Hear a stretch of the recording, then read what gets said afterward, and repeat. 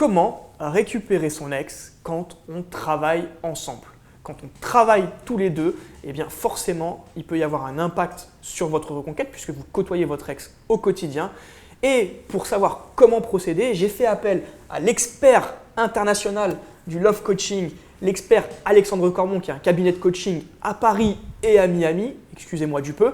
Donc Alexandre, bonjour, ravi de t'accueillir dans cette vidéo. Merci Vladimir pour cette petite présentation. Ça me fait très plaisir d'être avec toi. Écoute, c'est avec plaisir.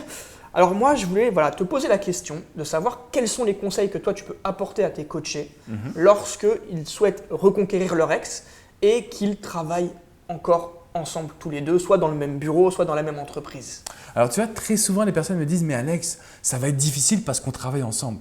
Ça va être difficile parce qu'on se voit et que je ne peux pas faire le silence radio. » Et je me suis aperçu qu'en réalité, travailler ensemble, c'était plutôt du pain béni, c'était plutôt positif que négatif. C'est exactement ce que je dis à mes coachés. C'est vrai ? Oui, c'est vrai. C'est dingue. Mais je pense parce qu'il y a un contact, une proximité qui se crée et donc on peut relancer quelque chose, l'attirance, l'attraction et sans dire que c'est miraculeux non plus, mais c'est vrai que c'est un avantage, un gros avantage. Tu vois, tu m'as enlevé les mots de la bouche parce que j'allais dire justement, vous pouvez voir votre ex. Donc ça, c'est un point qui est super important. Vous pouvez le ou la reséduire par votre attitude, par votre joie de vivre, par votre look. Vous pouvez raconter votre week-end, etc. Donc ça, c'est le premier point.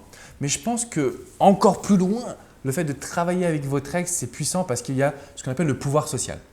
Si vos collègues voient votre changement, ils vont en parler directement ou indirectement. Ça va se sentir.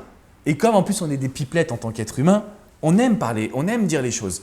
Donc voilà, c'est pour ça que pour moi c'est puissant de travailler avec son ex parce qu'il y a deux leviers. Il y a le levier face à face et il y a le levier du pouvoir social. Les autres qui sont autour et qui peuvent parler pour vous. Clairement. Et c'est vrai que clairement, moi aussi je le ressens quand il y a des personnes qui viennent vers moi et qui me demandent « voilà, je travaille avec mon ex, ça va être compliqué ». Alors c'est le mot en fait, c'est tout de suite, ça va être compliqué et on me parle effectivement de silence radio directement.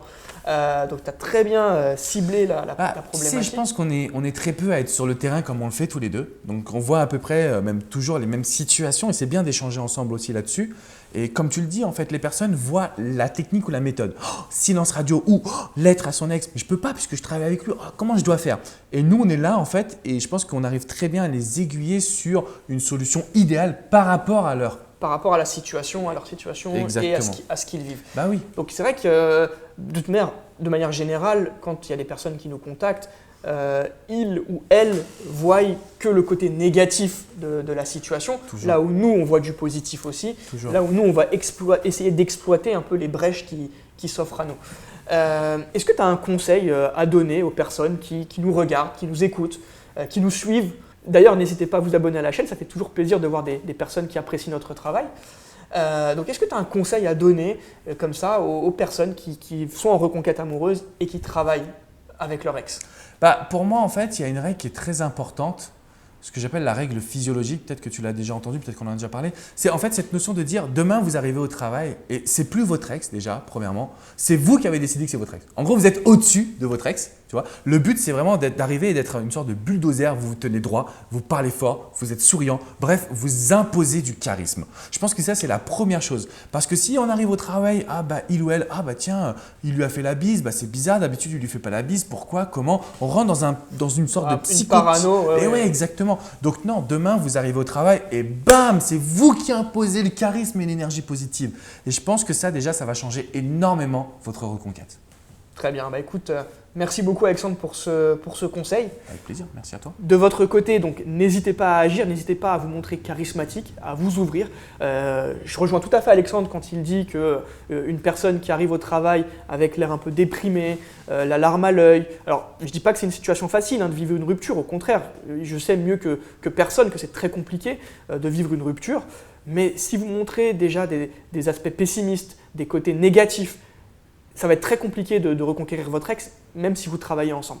Par contre, si vous vous ouvrez, si vous arrivez à montrer que vous allez de l'avant, que vous arrivez à vous imposer et à redevenir en quelque sorte une personne attirante, là, vous allez automatiquement améliorer vos chances de reconquête. Je te remercie beaucoup Alexandre pour cet éclaircissement. Merci à toi Vladimir. Pour ce petit témoignage et donc ce que tu as apporté dans cette vidéo.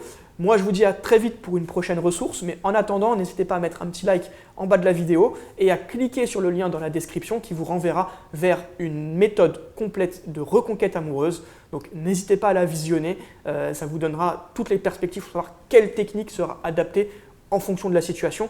Et donc si vous travaillez avec votre ex, eh bien le silence radio c'est peut-être pas la meilleure technique. Et d'ailleurs le silence radio c'est pas la technique magique comme on peut souvent l'entendre ou l'imaginer.